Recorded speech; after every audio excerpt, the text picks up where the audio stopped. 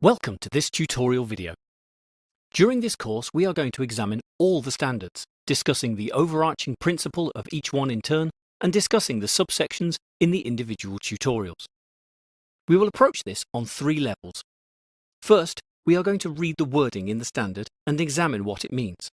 Next, by looking at keywords, we will discuss examples of how the subsections can be applied to your teaching and professional practice.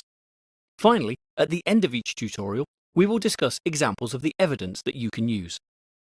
We have deliberately left the evidence part until last, as we feel that it is likely that you will use this course in two ways. First, to help establish the types of good practice in order to build evidence.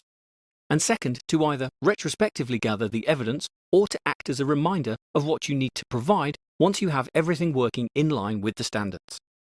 Either way, it will make revisiting the evidence section much easier, knowing where it will be. Let's begin with the first standard. It states that teachers should set high expectations which inspire, motivate, and challenge pupils.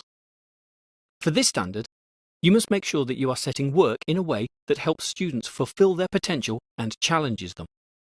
Challenging doesn't just mean hard, it should stretch students and at the same time engage them so they want to learn. The first subsection is that teachers should establish a safe and stimulating environment for pupils rooted in mutual respect. You should be looking at all the words in this subsection and thinking about how they apply in your classroom and in your practice. Let's examine a few together, starting with establish. In this context, it means that you have something that is consistent and based in good practice. If something is established, then it should be evident in all appropriate lessons or practices. An example is your classroom rules. The students should know what is expected of them in all your lessons. This doesn't mean that the rules for each type of lesson are exactly the same, but your rules for each type are established. An example of differentiated rules can be found in science lessons.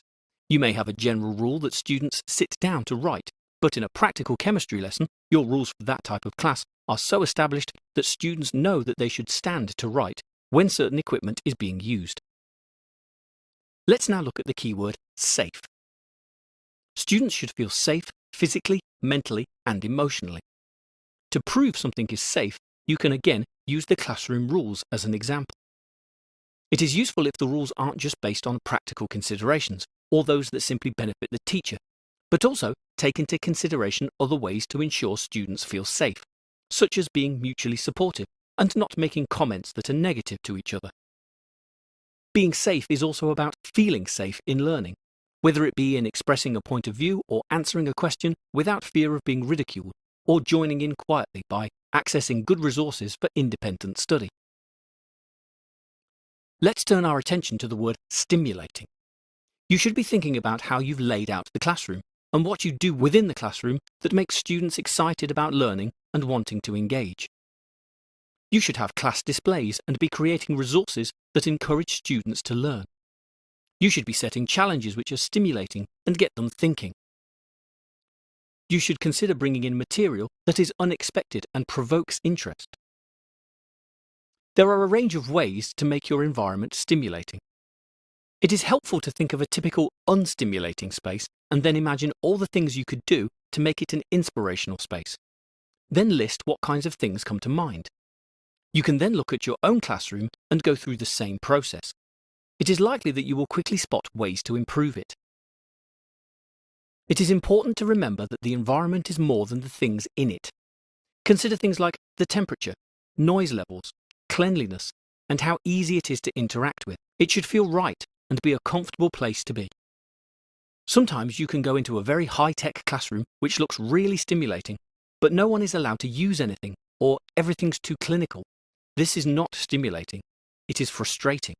You must remember that a stimulating environment is also about the people in it, and as already mentioned, feeling safe and being mutually supportive is vital.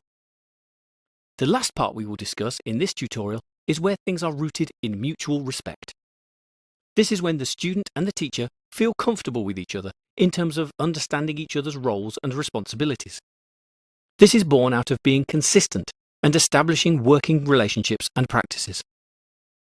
Now let's discuss examples of the evidence you might use.